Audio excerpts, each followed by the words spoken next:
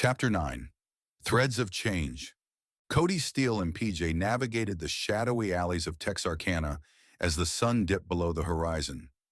The faint hum of the town's nightlife beginning to stir was interrupted by Cody's appearance. Dried blood still stained his shirt, drawing wary glances from the few pedestrians they passed. As they turned a corner, PJ spotted a weathered Goodwill donation bin leaning against the back wall of a thrift shop. He paused, grinning knowingly.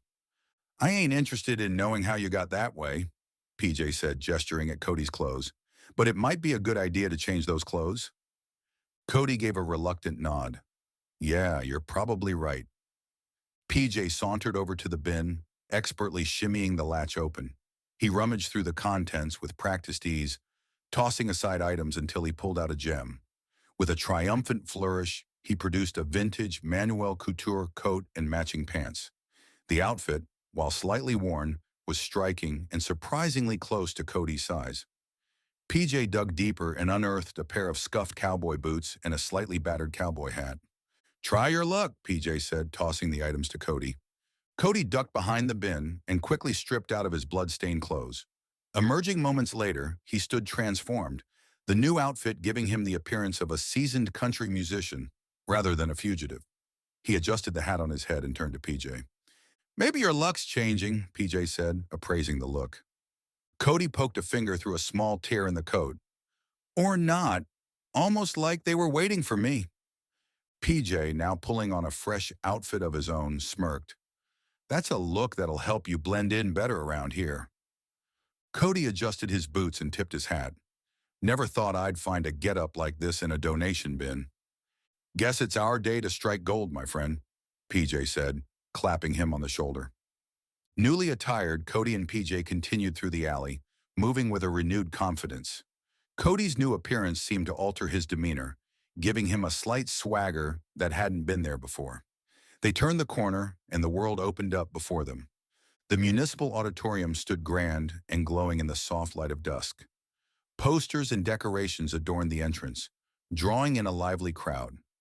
The energy of the scene was infectious, the air filled with music and the chatter of festival-goers. Cody and PJ stopped to take in the sight.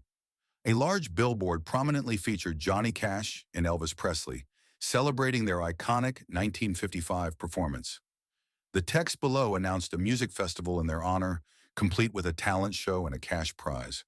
PJ read the billboard aloud. "A night of legends. Talent show for a cash prize, huh?" Cody's eyes lit up, a flicker of hope breaking through the weariness. "Maybe my luck is changing." PJ caught the shift in Cody's expression and raised an eyebrow. "You thinking what I think you're thinking?" "I'm going to enter that competition," Cody said with newfound resolve. PJ nodded, understanding the gravity of the decision. "You sure?" "Never been more sure of anything in my life," Cody replied. PJ grinned. "As your new manager, let's get you signed up." Cody gave him a sideways glance. "Manager?" "I got you that suit, didn't I?" PJ shot back. "You stole it from a Goodwill donation bin." "I still got it for you. You didn't climb in that donation bin, I did." Cody chuckled despite himself.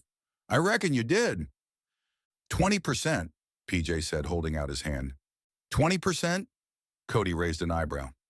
"That's my take for setting you up and managing you. And that's a good, fair deal. Most managers tell you they get paid 20% and then steal the rest without you knowing." Cody nodded slowly.